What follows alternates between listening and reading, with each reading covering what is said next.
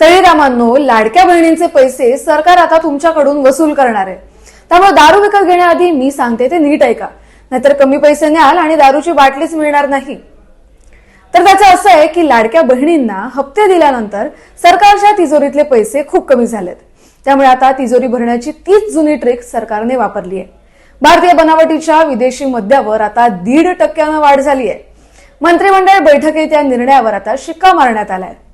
आता हे जे दारूवरचं शुल्क वाढवलंय त्यामुळे राज्य सरकारच्या तिजोरीत 14,000 कोटींचा महसूल वाढणार आहे, पण तुमचा खिसा मात्र फाटणार आहे.